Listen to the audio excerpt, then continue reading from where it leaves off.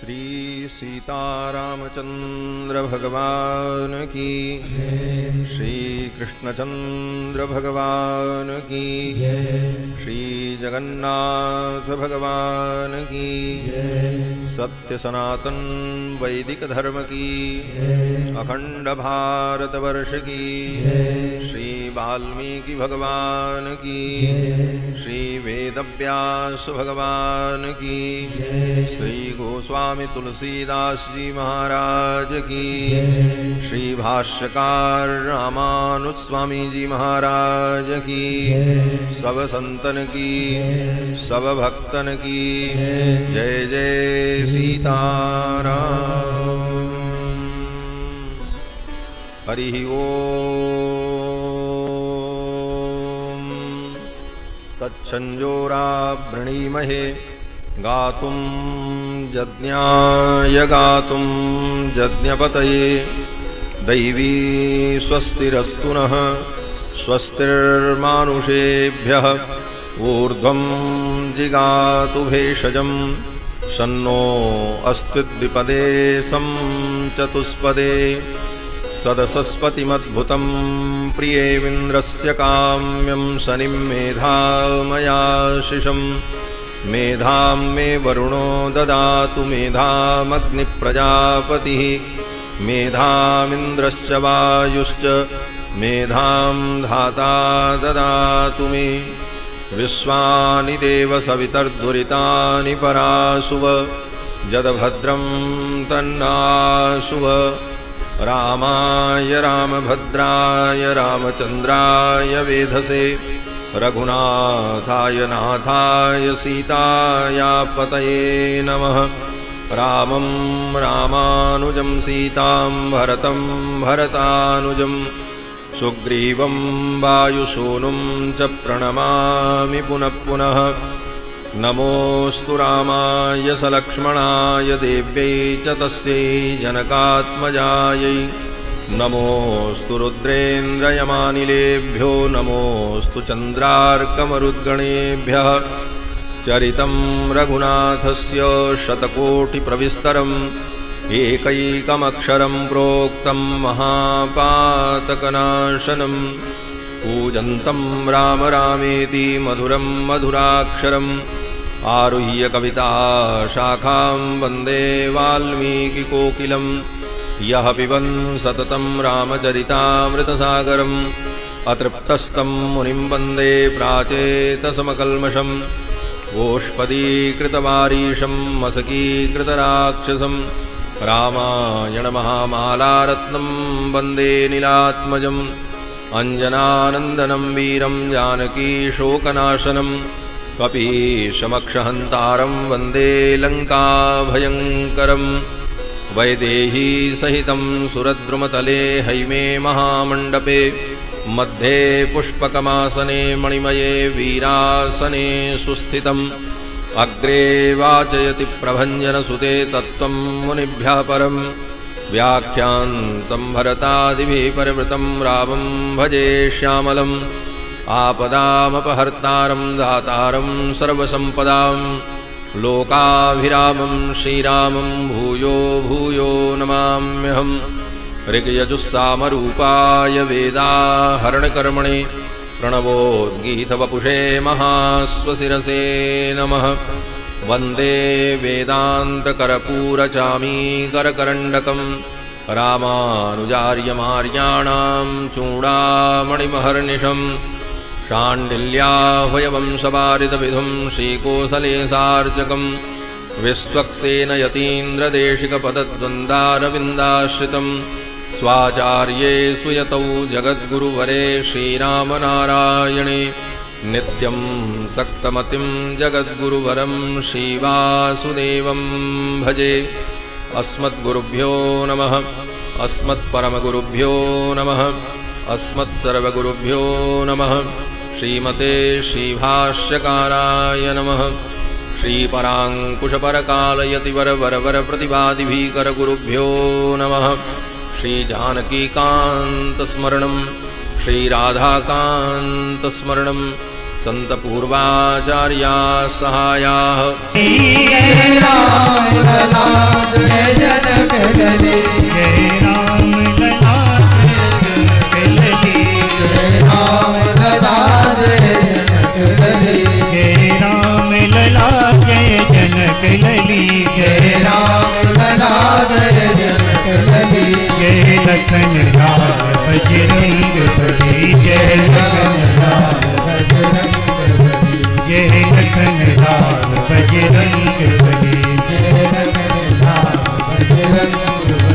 जय राम लला जय जनक लली जय राम लला जय जनक लली जय राम लला जय जनक लली जय राम लला जय जनक लली जय राम लला जय जनक लली जय राम लला जय जनक लली जय राम लला जय जनक लली जय राम लला जय जनक लली जय राम लला जय जनक लली जय राम लला जय जनक लली जय राम लला जय जनक लली जय राम लला जय जनक लली जय राम लला जय जनक लली जय राम लला जय जनक लली जय राम लला जय जनक लली जय राम लला जय जनक लली जय राम लला जय जनक लली जय राम लला जय जनक लली जय राम लला जय जनक लली राम लला जय जनक लली जय लखन बजरंग बली जय लखन बजरंग जय लखन बजरंग जय लखन बजरंग जय राम लला जय जनक लली जय राम लला जय जनक लली जय राम लला जय जनक जय राम लला बोलो श्री सीतारामचंद्र भगवान की, श्री जगन्नाथ भगवान की, श्री हनुमान जी महाराज की, सब संतन की, सब भक्तन की जय जय सीताराम। परमाध्यक्ष अनंत कोटि ब्रह्मांड नायक सर्वेश्वरेश्वर पुराण पुरुषोत्तम भगवान श्री रघुनंदन एवं इस कथा के यजमान श्री गोविंद बाबू लोहिया हैदराबाद एवं दूर दूर से आए हुए समस्त श्रद्धालु श्रोता बंधुओं, धर्मानुरागी सज्जनों, श्रद्धामयी माताओं, मंच पर विराजमान परम श्रद्धेय आचार्य चरण, संत वृंद, विप्र वृंद एवं श्रद्धालु श्रोता बंधुओं, भगवान की मंगलमयी कृपा के फलस्वरूप पवित्र धाम श्री जगन्नाथपुरी में विराजमान होकर मर्यादा पुरुषोत्तम भगवान श्री राम के पावन चरित्र का हम सभी लोग अपनी गति और मति के अनुकूल श्रवण लाभ प्राप्त कर रहे हैं। भगवान श्री हरि की जब जीव पर विशेष कृपा होती है तो जीव को सत्संग का लाभ प्राप्त होता है। अनेक जन्मों के अर्जित पुण्य फल देने के लिए जब समुद्यत होते हैं तो जीव को ऐसा सुअवसर प्राप्त होता है। श्री वेदव्यास जी महाराज कहते हैं कि भाग्योदयेन बहुजन्म समर्जितेन सत्संगमं च लभते पुरुषो यदा वै अज्ञान हेतु कृत मोह मदान्धकार नाशं विधाय तदोदयते विवेकः। भाग्योदयेन बहुजन्म समर्जितेन, जब जीव का भाग्योदय होता है, अनेक जन्मों के अर्जित पुण्य फल देने के लिए उद्यत होते हैं, तो जीव को सत्संग का सौभाग्य प्राप्त होता है और सत्संग में आकर विवेक की उत्पत्ति होती है और अज्ञान का जो हेतु है मोह, उस मोह का विनाश होता है। इसी बात को श्री गोस्वामी जी महाराज अपने शब्दों में कहते हैं कि बिनु सतसंग न हरि कथा और तेहि बिनु मोह न भाग, और मोह गए बिनु राम पद हो ही न दृढ़ अनुराग। बिनु सत्संग न हरि कथा, बिना सत्संग के भगवान की कथा नहीं मिलती और जब तक कथा न मिले तब तक मोह का नाश नहीं होता और मोह के नाश के बिना शुद्ध भगवत प्रेम की प्राप्ति नहीं होती। जब तक संसार के किसी भी वस्तु और व्यक्ति में हमारा मोह है तब तक विशुद्ध प्रेम का उदय नहीं हो सकता। इसीलिए आचार्यों ने भगवत चरणारविंद अनुराग को ही सर्वोत्कृष्ट पुरुषार्थ माना है। पुरुषार्थ का मतलब पुरुषैः अर्थ्यते याचते प्राप्यते प्रयासेण उपलभ्यते तत्पुरुषार्थ। पुरुष के द्वारा अत्यंत परिश्रम से, बहुत श्रम से और बहुत ही साधन योग करने पर जिस वस्तु की प्राप्ति हो उसको पुरुषार्थ कहते हैं। एक शब्द में कहा जाए तो अत्यंत कठिनता से जिसे प्राप्त किया जाए उसको पुरुषार्थ कहते हैं। इसलिए लोग कहते हैं महाराज इस कार्य के लिए हमको बहुत पुरुषार्थ करना पड़ा तब ये कार्य हुआ। तो पुरुषार्थ क्या है? तो शास्त्रों ने कहा धर्म अर्थ मोक्ष, धर्म अर्थ काम मोक्ष ये 4 पुरुषार्थ हैं। धर्मार्थ मोक्ष चतुर्विधि पुरुषार्थ। लेकिन भक्त प्रवर प्रेमावतार श्री गौरांग प्रभु श्री चैतन्य महाप्रभु जी कहते हैं कि धर्म अर्थ काम मोक्ष ये कोई बहुत बड़ा पुरुषार्थ नहीं है। धर्म इसलिए बहुत बड़ा पुरुषार्थ नहीं है कि अपनी अपनी श्रद्धा और शक्ति के अनुकूल सब लोग धर्म का पालन करते हैं और पूर्णतया अपने अपने धर्म का पालन सब लोग करते हों, ऐसा संभव ही नहीं। कोई व्यक्ति नहीं कह सकता कि मैंने अपने संपूर्ण धर्म का पालन किया। अर्थ बोले अर्थ की भी कोई निश्चित सीमा नहीं है कि इतना अर्थ कमाया जाए तो अर्थ रूपी पुरुषार्थ सिद्ध होगा। अरबों खरबों कमाने के बाद भी बड़े बड़े उद्योगपतियों को संतोष नहीं है और कमा रहे हैं, और जो थोड़ा कमाया वो उतने में काम सबका चल रहा है, काम किसी का नहीं रुक रहा है, जीवन सबका यापन हो रहा है। तो अर्थ पुरुषार्थ का जो प्रयोजन है जीवन यापन वो तो सबका हो रहा है। एक गरीब भी जी ले रहा है अपनी आयु और एक अमीर भी जी ले रहा है। तो पुरुषार्थ भी कोई, अर्थ भी कोई बहुत बड़ा पुरुषार्थ नहीं। काम बोले काम का अर्थ से संबंध है, अर्थानुकूल काम की प्राप्ति होती। आपके पास जितना अर्थ होगा उसी के अनुकूल आप अपनी इच्छाओं को पूर्ण करेंगे। तो जिसके पास अत्यधिक अर्थ है उसकी इच्छाएं भी बहुत बड़ी, इसलिए उसकी भी सारी इच्छाएं पूरी नहीं होती और एक साधारण व्यक्ति की भी सारी इच्छा नहीं पूरी होती। तो उसका भी कोई निश्चित मानक नहीं है कि इतना ही कामनाओं की पूर्ति हो जाए तो काम रूपी पुरुषार्थ सिद्ध हो जाएगा। तो धर्म अर्थ काम ये तीनों कोई बहुत बड़े पुरुषार्थ सिद्ध नहीं होते। बोले मोक्ष को पुरुषार्थ मानना पड़ेगा। वेद ने, उपनिषद ने, पुराण ने, आचार्यों ने मोक्ष को सबसे बड़ा पुरुषार्थ माना, क्योंकि मोक्ष को प्राप्त करने के लिए बड़ा परिश्रम करना पड़ता है। अति दुर्लभ कैवल्य परम पद, गोस्वामी जी महाराज कहते हैं वो तो बड़ा दुर्लभ है।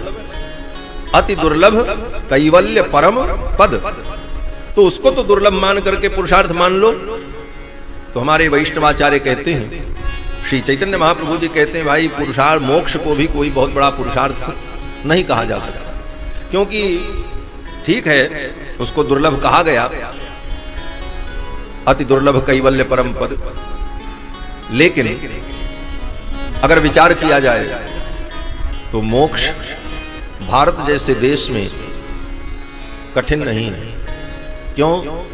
बोले यहां तो मोक्ष के लिए भगवान ने 7 जगहों पर भंडारा खोल दिया है।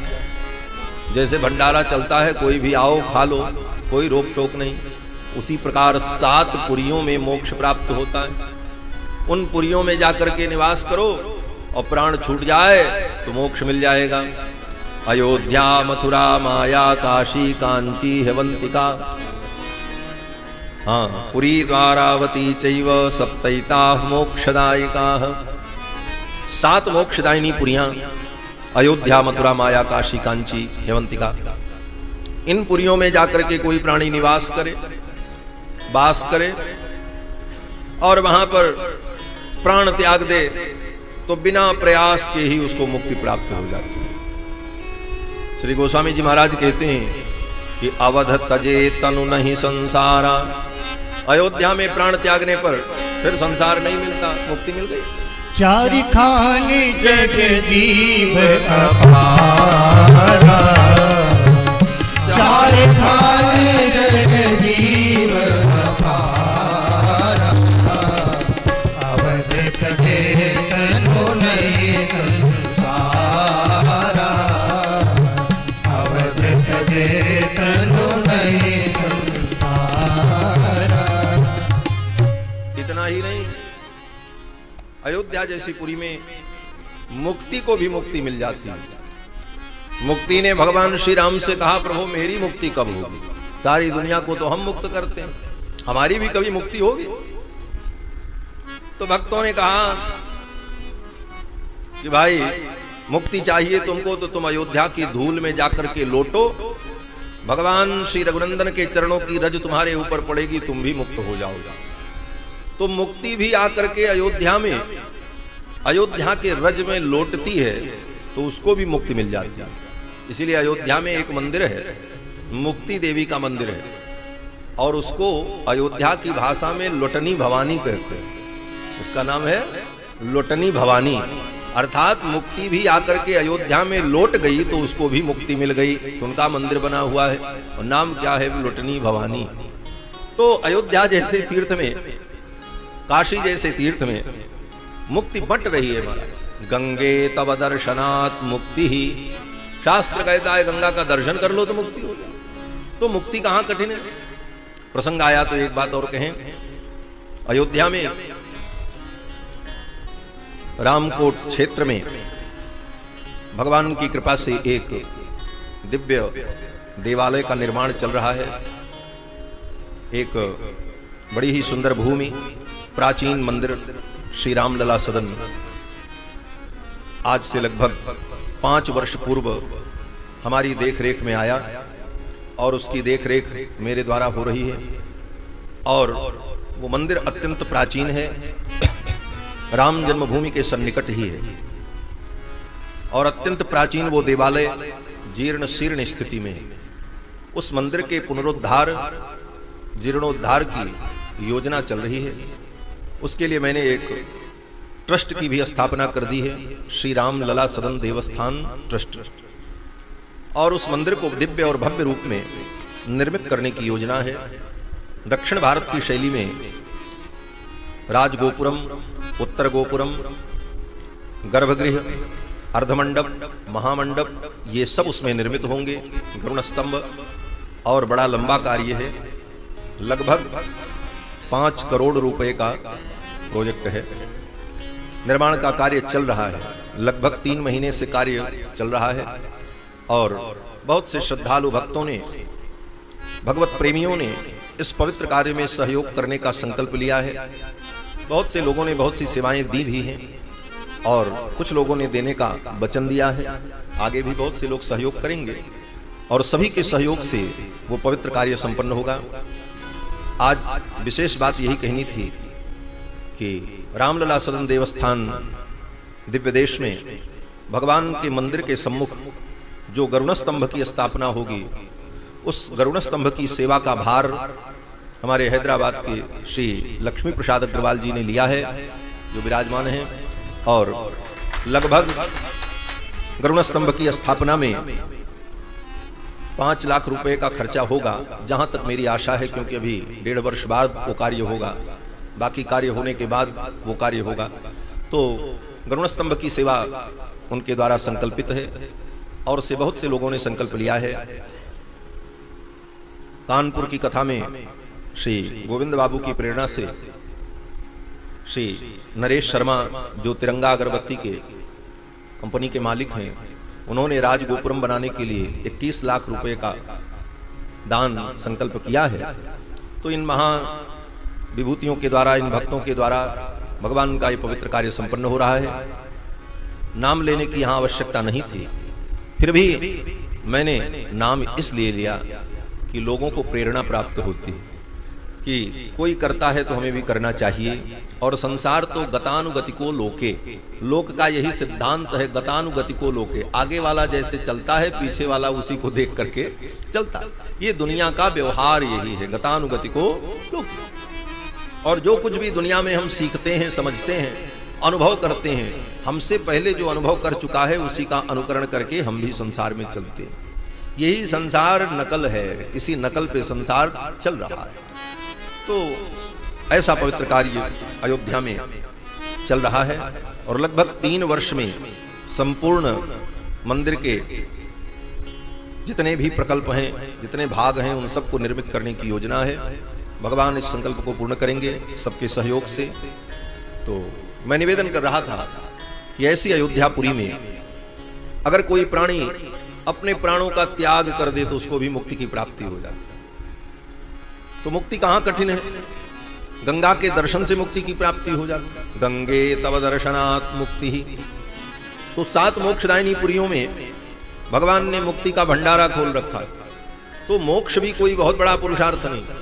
उसके बाद अगर शास्त्र का चिंतन किया जाए तो शास्त्रों में कहा गया कि जिसके घर में शालिग्राम भगवान की पूजा होती, शालग्राम भगवान जिसके घर में विराजे हैं, उस घर में कोई भी प्राणी कीट पतंग भी अगर प्राण का त्याग करे उसको भी मुक्ति मिलती है। ये लिखा है शालग्राम महात्म्य में लिखा हुआ।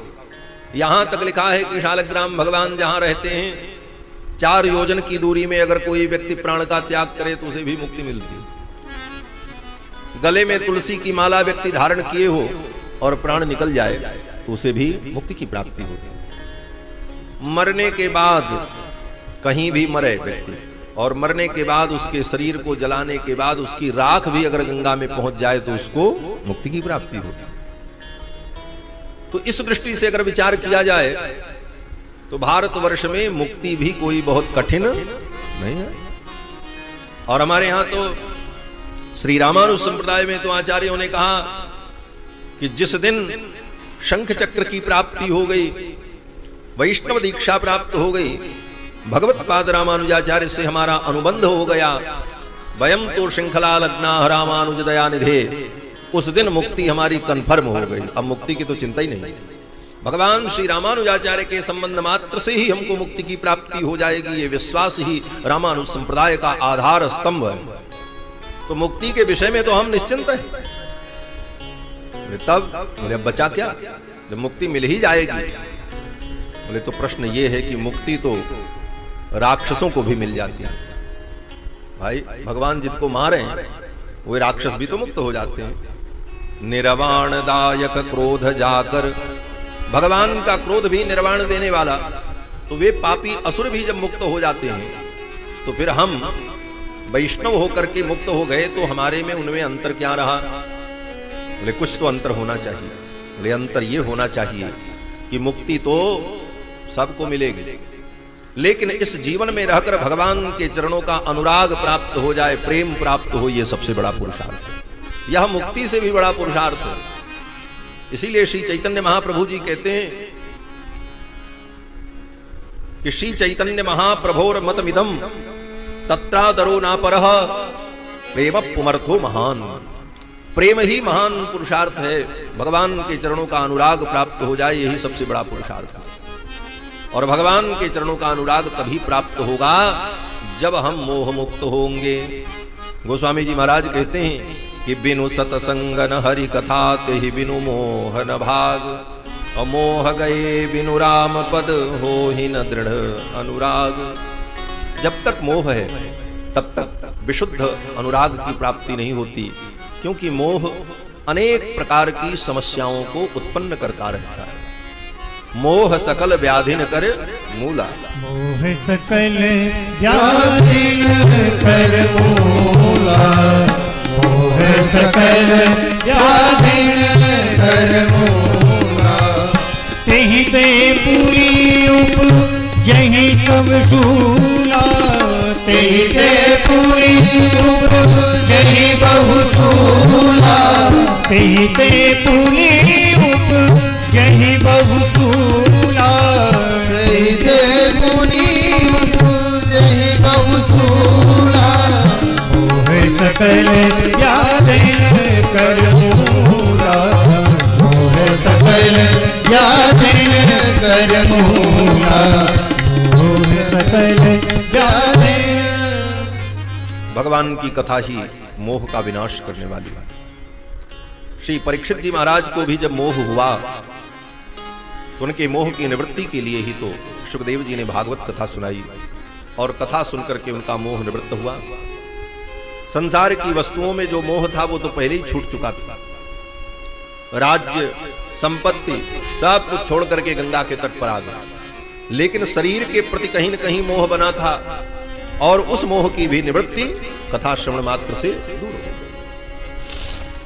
तो मोह की निवृत्ति होकर भगवान के चरणों में अनुराग हो, यही कथा श्रवण का लाभ फल है। कल के प्रसंग में आप सभी लोगों ने श्रवण किया कि भगवान विश्वामित्र जी के साथ मिथिला पधारे, अहिल्या का उद्धार किया। ये भगवान की जो यात्रा है अयोध्या से मिथिला की यात्रा, अगर संपूर्ण मिथिला यात्रा के चरित्र का सार कहा जाए तो सार यही है कि ये भगवान की महिला मंगल यात्रा थी। इस यात्रा में भगवान ने महिलाओं का ही कल्याण विशेष रूप से किया। महिला मंगल यात्रा, अयोध्या से भगवान मिथिला तक चले और महिलाओं का कल्याण किया।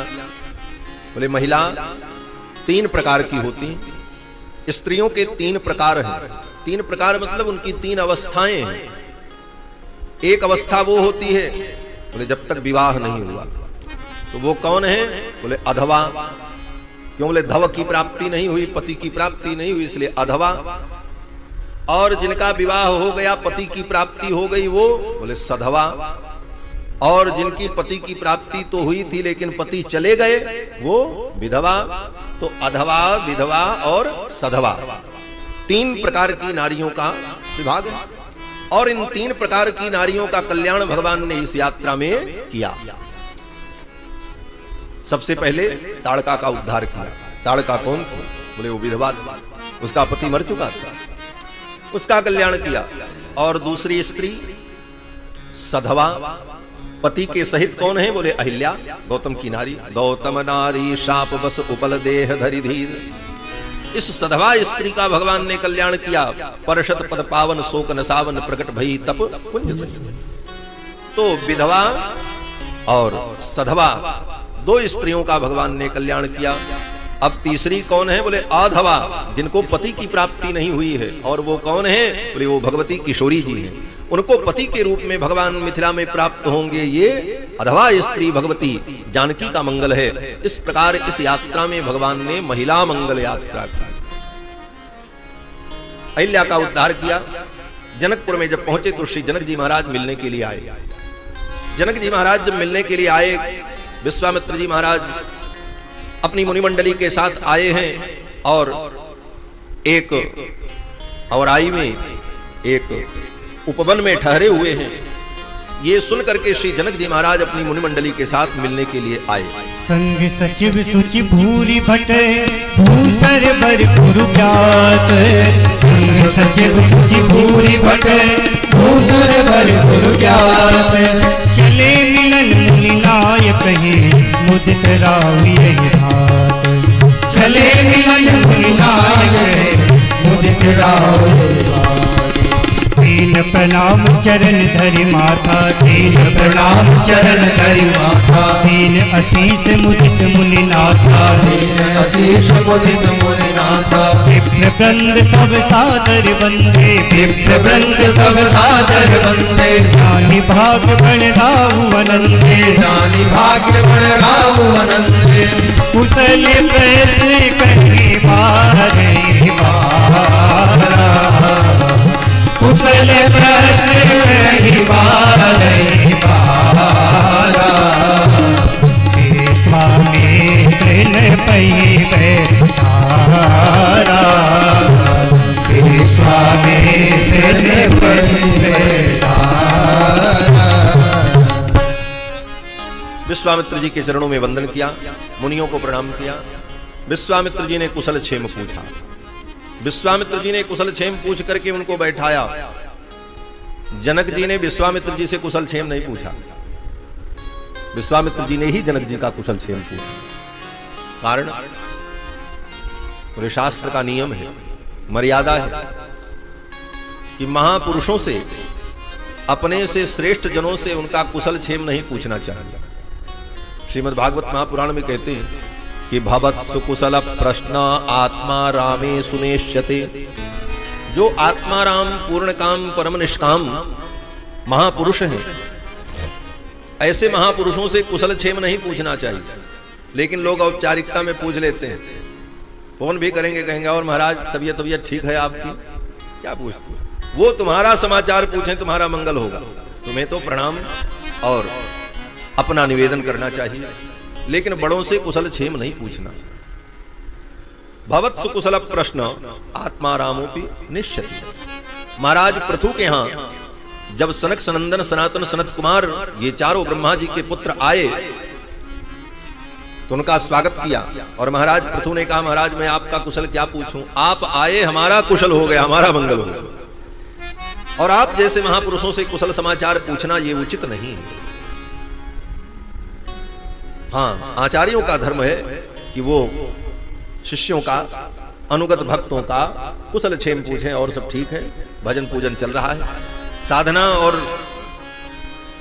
तुम्हारा स्वाध्याय ठीक चल रहा है, घर गृहस्थी ठीक चल रही है, कोई बाधा तो नहीं। तो उनके पूछने पर अपनी कुशलता अकुशलता उनसे निवेदन करना चाहिए। निज दुख सुख सब गुरु ही सुनाए। धर्म यही है, मर्यादा यही। तो जनक जी महाराज से विश्वामित्र जी ने कुशल क्षेम पूछा, आशीर्वाद दिया, और तब तक भगवान श्री राम और कुमार लक्ष्मण घूम करके आ गया। जनक जी महाराज जब विश्वामित्र जी के पास मिलने आए, उस समय भगवान श्री राम और लक्ष्मण दोनों भाई पास की ही वाटिका में घूमने के लिए चले गए थे। तेहि अवसर आए दो भाई, तेहि अवसर आए दो भाई, गए रहे कल फुलवाई, गए रहे कल फुलवाई, श्याम गोरे मृदु पयस किशोरा, श्याम गोरे मृदु पयस किशोरा, लोचन सुखद विश्वस किशोरा, लोचन सुखद विश्वस किशोरा। उसी समय भगवान श्री राम और कुमार लक्ष्मण आए। तेही अवसर आए दो भाई। विश्वामित्र जी ने उनको अपने निकट बैठाया। जनक जी ने जब भगवान को देखा तो देखते ही जनक जी महाराज भाव विभोर हो गए और अपनी सुध बुध खो बैठे। श्री गोस्वामी जी महाराज कहते हैं कि जनक जी ने जब राम जी को पहली बार देखा तो देखते ही रह गए।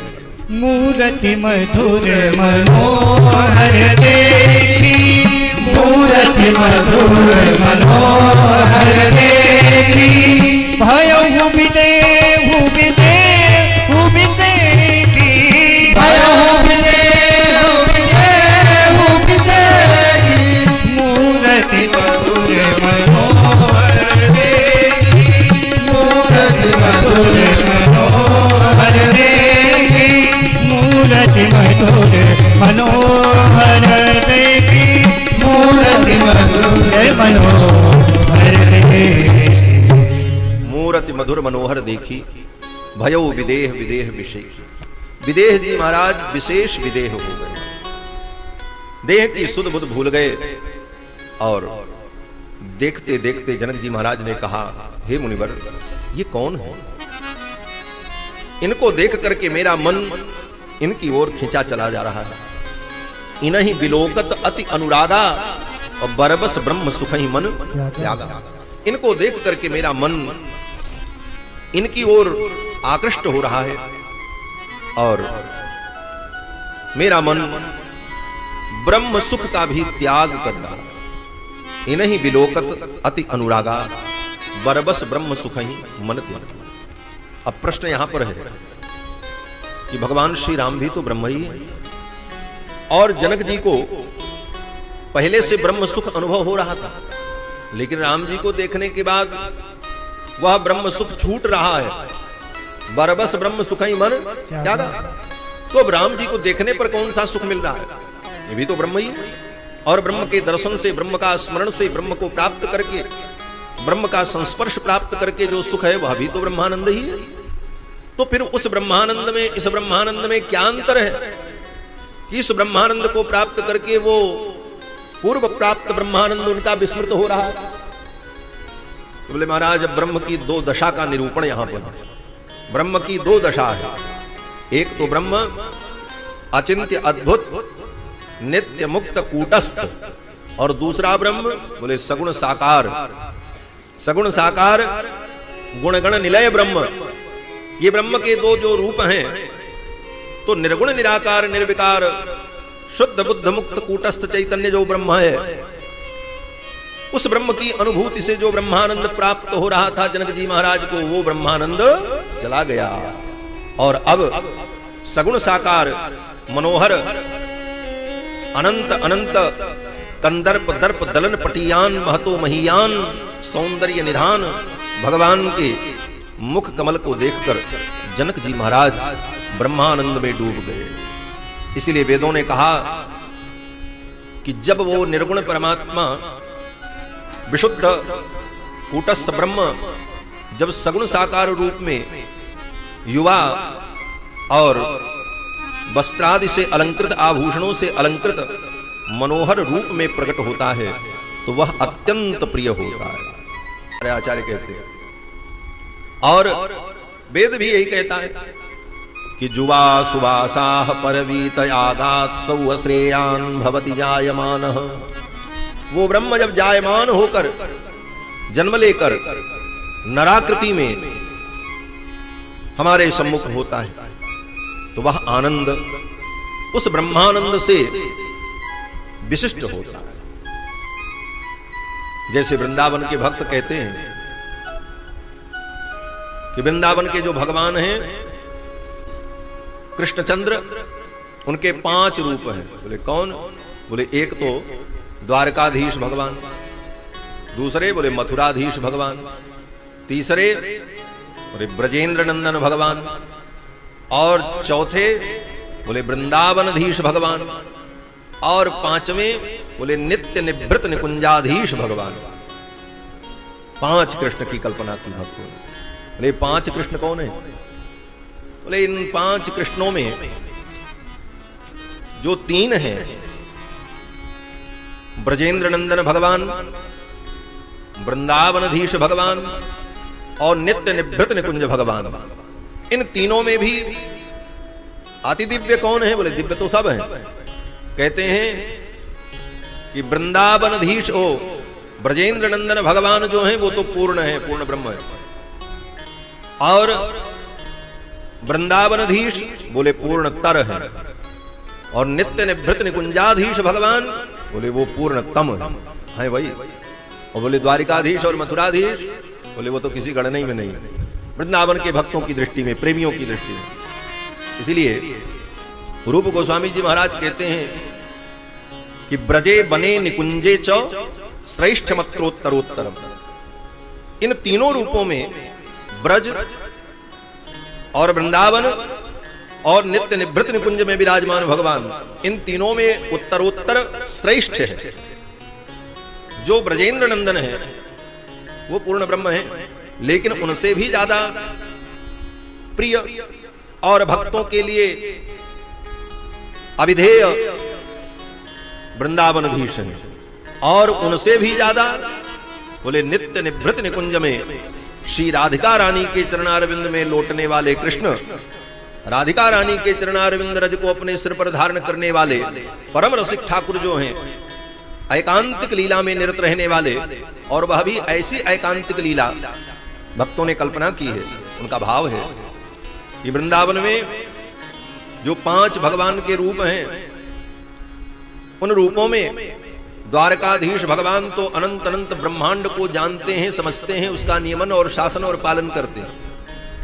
मथुराधीश बोले वो और सीमित हो जाते हैं, और ब्रजेंद्र नंदन बोले वो केवल अपने ब्रज की चिंता करते हैं, और वृंदावनधीश बोले केवल वृंदावन की चिंता करते हैं, और जो नित्य निवृत्त निकुंजाधीश भगवान है बोले वो दुनिया को जानते ही नहीं। दूरे सृष्टि वार्ता, सृष्टि इत्यादि की वार्ता तो बहुत दूर है, वो क्या जानते हैं? बोले नित्य निवृत्त निकुंज में विराजमान जो भगवान हैं, वो भगवान केवल राधा रानी को जानते हैं और किसी को नहीं जानते। आचार्य कहते हैं मधुपति रनिशम कुंज बीथी मुपास्ते राधा में वजानन, राधा में वजानन, राधा जी को छोड़ करके और वो कुछ नहीं जानते, दुनिया क्या है, ब्रह्मांड क्या है। एकमात्र राधा रानी के अपने ठाकुर नित्य निवृत्त निकुंजाधीश भगवान जो हैं, वो परम प्रेमास्पद भक्तों के लिए परम ध्येय है। इसलिए उनको पूर्णतम कहा। तो उसी प्रकार से जो भगवान सर्वव्यापक नित्य कूटस्थ ब्रह्म, जिसको वेदों ने उपनिषद प्रतिपाद्य कहा, उन भगवान की अपेक्षा जो ठाकुर किसी के पुत्र बनकर भक्त वत्सल बनकर के लीला करते हैं, वे उनसे भी ज्यादा उपादेय हैं। इसीलिए जनक जी महाराज ने उस ब्रह्मानंद को भी त्याग दिया। इन्हीं बिलोकत अति अनुरागा, बरबस ब्रह्म सुखहि मन त्यागा। और ये होता कैसे है? कहते हैं कि ऐसी स्थिति तब होती है जब भगवान की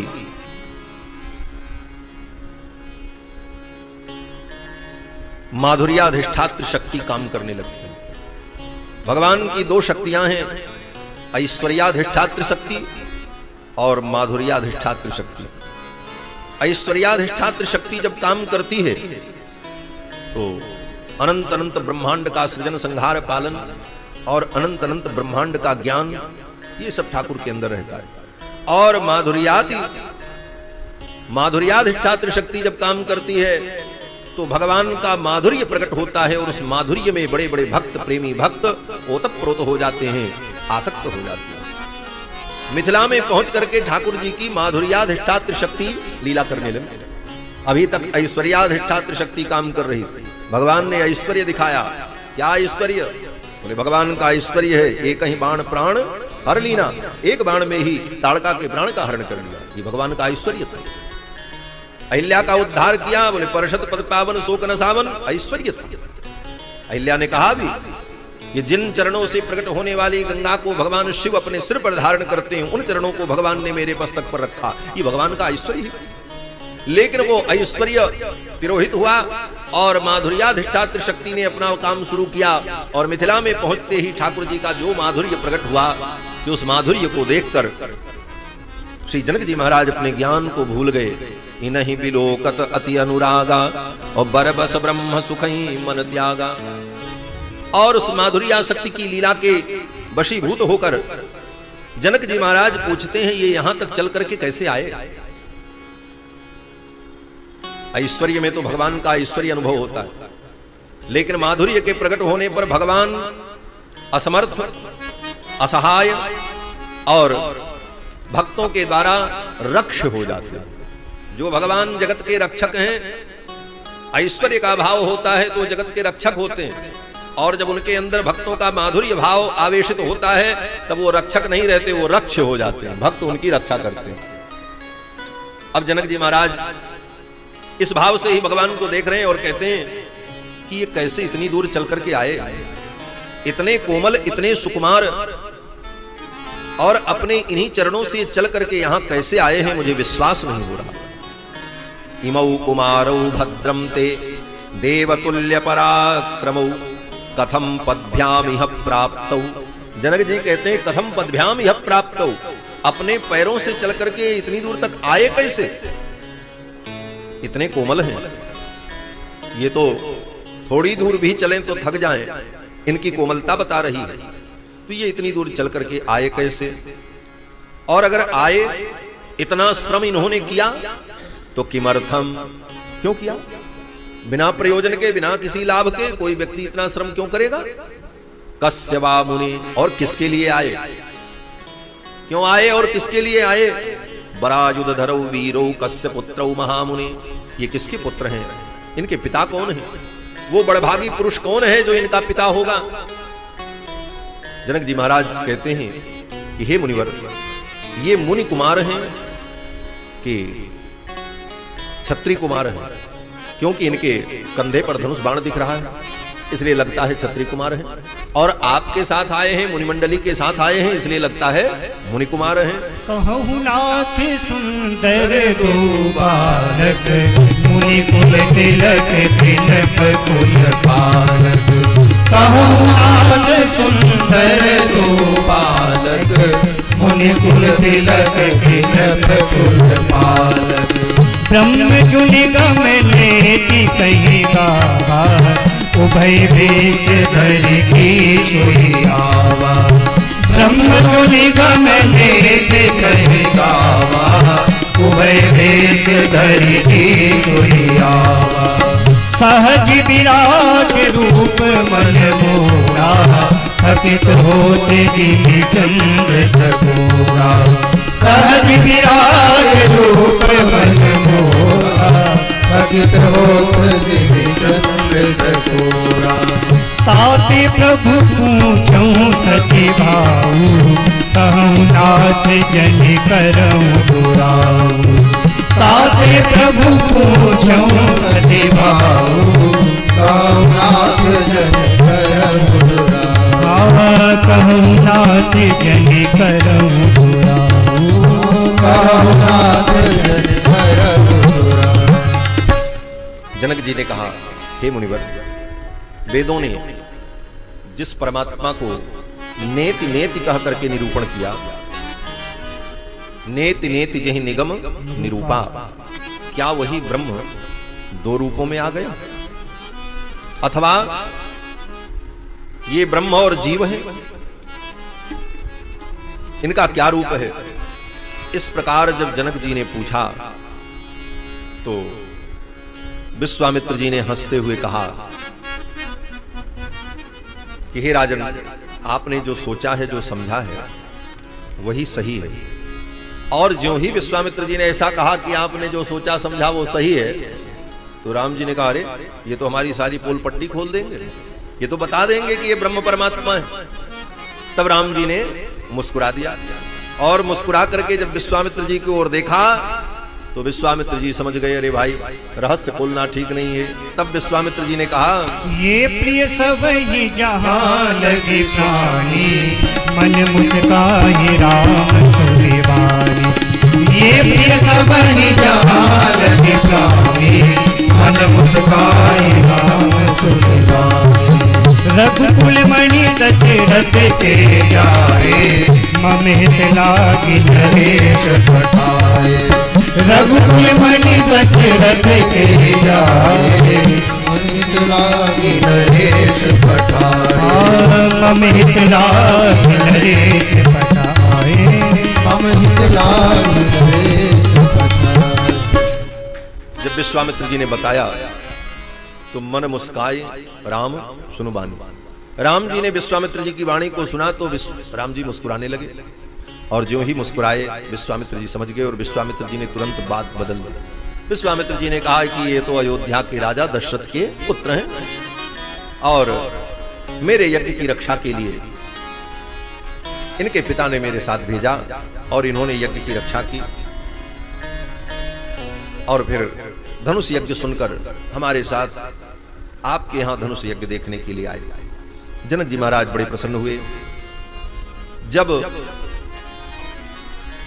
विश्वामित्र जी ने कहा कि ये दशरथ नंदन राम है, तो वहीं बगल में शतानंद जी खड़े थे, गौतम महर्षि के पुत्र, जो जनक जी के कुल पुरोहित हैं।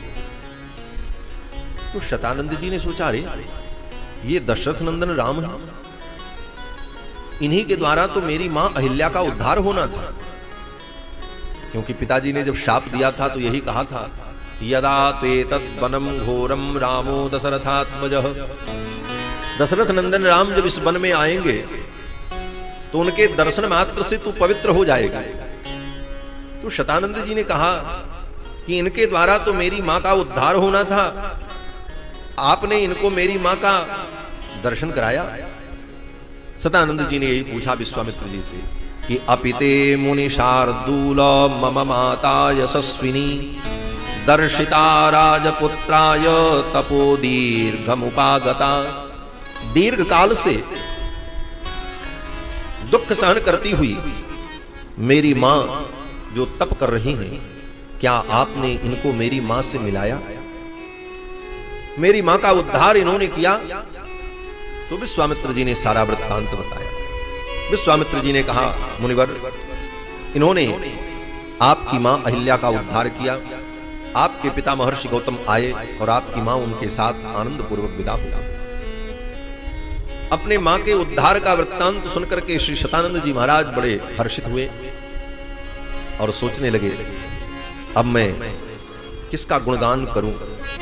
इन्होंने मेरी मां का कल्याण किया है, तो मैं राम जी का गुणगान करूं, और मैं राम जी का गुणगान करूं तो कहीं विश्वामित्र जी ये न सोच लें कि लेकर के तो हम आए थे, हम न लाते तो राम जी कहां आते, और राम जी ना आते तो तुम्हारी मां का उद्धार न होता, तो मेरी तो कोई प्रशंसा ही नहीं हुई।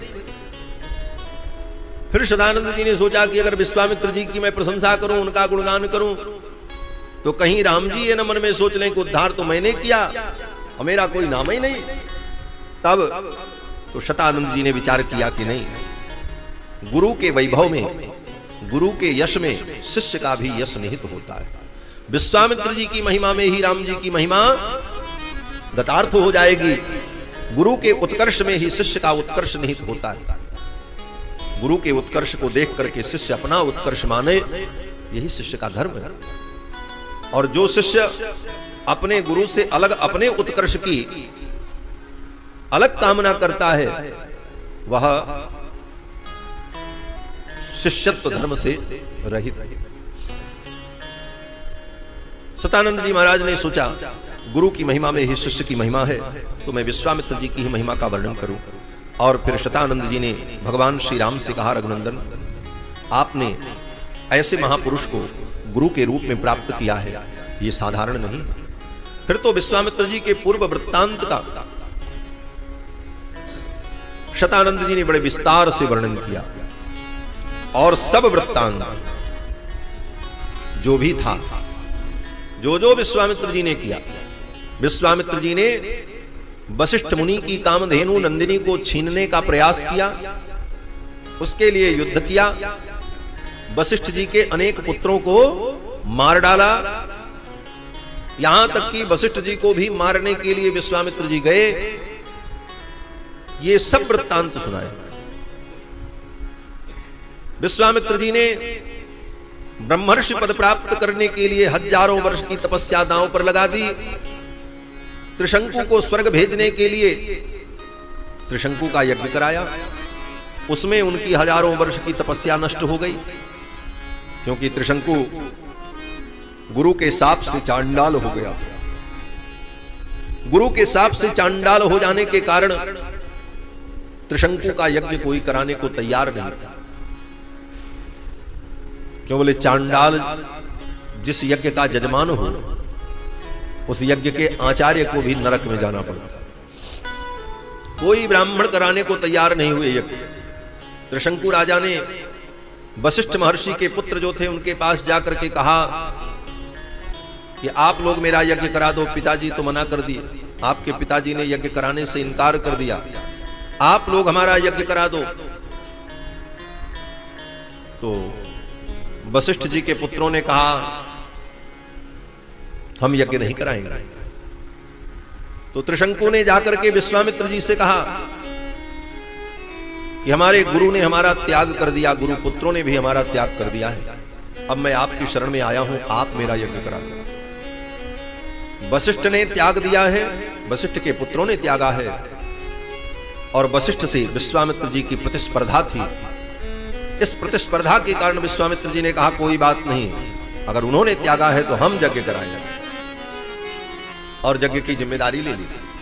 यज्ञ का आयोजन किया और वशिष्ठ जी के पुत्रों को मधुच्छंदा नाम के जो मुनि थे उनको यज्ञ के लिए बुलाया कि आप आओ और इस यज्ञ का संपादन कराओ। तो वशिष्ठ जी के पुत्रों ने कहा कि ऐसे यज्ञ में हम लोग नहीं जाते। बोले, कैसा यज्ञ? बोले, क्षत्रियो याजको यस्य, जिस यज्ञ का आचार्य क्षत्रिय हो, क्योंकि यज्ञ का आचार्य केवल ब्राह्मण हो सकता है, ब्राह्मण के अलावा कोई यज्ञ में आर्तिज नहीं कर सकता, ब्राह्मण ही ऋत्विज होगा। जिसके यज्ञ का आचार्य क्षत्रिय हो और चांडालस्य विशेषतः, और जजमान चांडालो, कथम सदसि भोक्तारो हविस्तस्य सुरर्षयः, ऐसे यज्ञ में देवता लोग हवि नहीं ग्रहण करते, ऐसे यज्ञ में हम नहीं जाते। और वे आने से मना कर दिए। विश्वामित्र जी को रोष आया, शाप दिया, और फिर त्रिशंकु का यज्ञ उन्होंने कराया और अपने तपोबल से त्रिशंकु को स्वर्ग भेजा।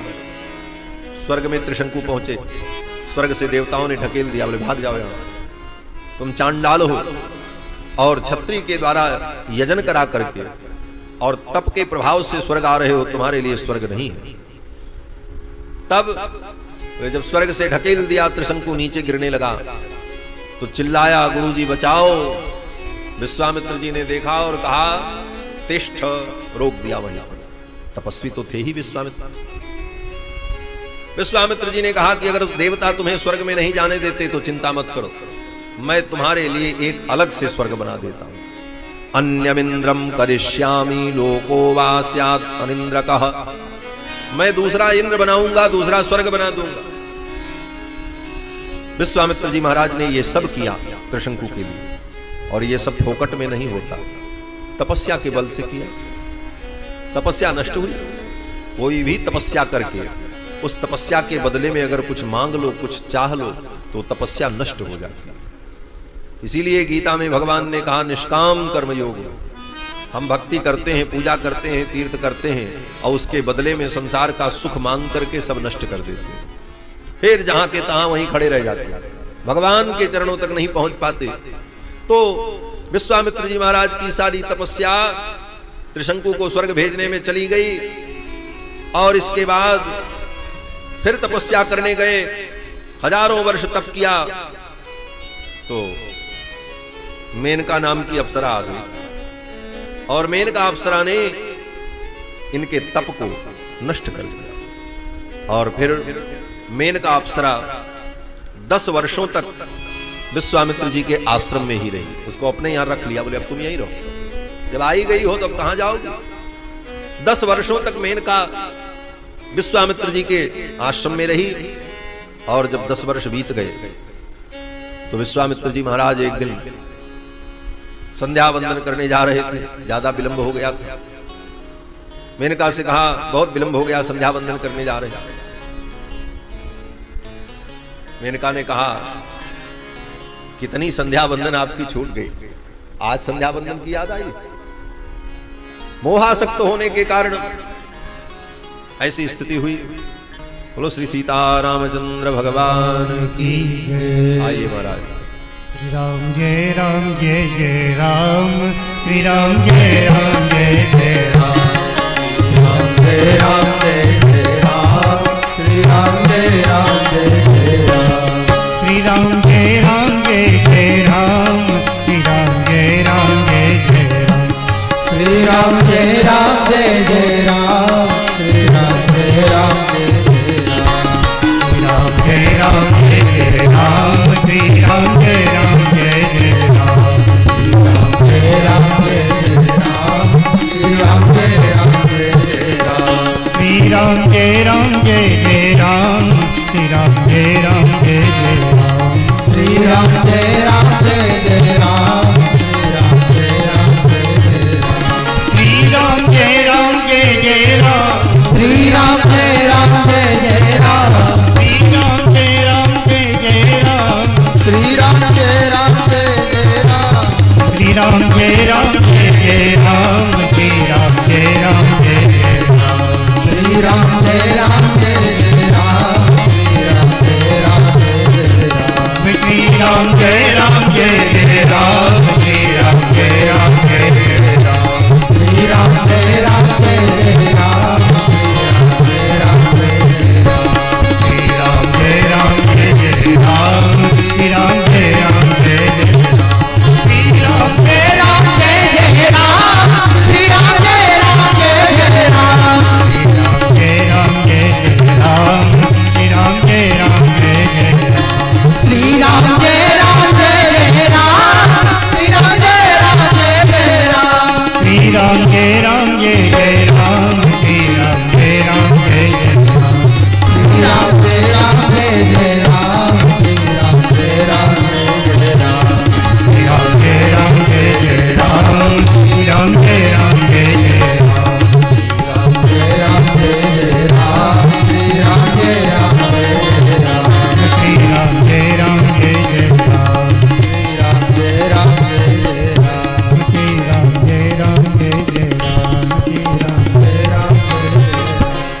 सीतारामचंद्र भगवान की जय। श्री जगन्नाथ भगवान की जय। सब संतन की जय जय सीताराम। हमारे परम सुहृद आत्मीय श्री स्वामी श्रीधराचार्य जी महाराज नागपुर से पधारे। अभी हम लोग उज्जैन में सब लोग मिले थे और भगवान की ऐसी कृपा कि अब जगन्नाथपुरी में सबसे फिर भेंट हुई। परमानंद हो रहा है। संत मिलन के समान संसार में कोई सुख नहीं है। महाराज विश्वामित्र जी महाराज की हजारों वर्ष की तपस्या मेनका के द्वारा नष्ट हो गई। तस्याम बसंत्याम वर्षाणि पंच पंच च राघव। शतानंद जी ने कहा 10 वर्ष तक मेनका रही। बाद में एक दिन विश्वामित्र जी को याद आया, अरे अहोरात्रापदेशेन गता संवत्सरा 10। अहोरात्रापदेशेन गता संवत्सरा 10। 10 वर्ष कैसे बीत गया? बोले मानो 24 घंटा भी बीता। विश्वामित्र जी ने देखा, जान गए कि निश्चित रूप से देवताओं ने मेरे तप को नष्ट करने के लिए ऐसा किया। क्रोध तो बहुत आया विश्वामित्र जी को, लेकिन मेनका को शाप नहीं दिया। बोले इसकी कोई गलती नहीं। अपने ही आप को समझाया और चुपचाप आश्रम छोड़ करके उत्तराखंड की ओर चले गए। उत्तरम पर्वतम राम विश्वामित्रो जगामह। उत्तराखंड में जाकर के फिर तप करने लगे। जब फिर तप करने लगे और हजारों वर्ष जब तप किया तो इंद्र ने फिर एक अप्सरा को भेज दिया। उसका नाम रंभा था। रंभा आई और जब रंभा आई तो रंभा ने अपने हाव भाव विलास विलसती के द्वारा विश्वामित्र जी के चित्त का आकर्षण करने का प्रयास किया। विश्वामित्र जी सावधान हो गए। अरे ये फिर विघ्न करने के लिए आ गई। फिर तो विश्वामित्र जी ने उसे शाप दे दिया। तस्य शापेन महता रंभा शैली तदा भवत। शाप दे दिया। बोले जा तू पत्थर हो जा। पत्थर हो। काम को तो जीत लिया, लेकिन क्रोध करने का परिणाम बोले फिर तपस्या चली गई। इस प्रकार विश्वामित्र जी की कई बार तपस्या नष्ट हुई। इसके बाद विश्वामित्र जी ने फिर तप किया और तपस्या के द्वारा उन्होंने ब्रह्मर्षि पद को प्राप्त किया।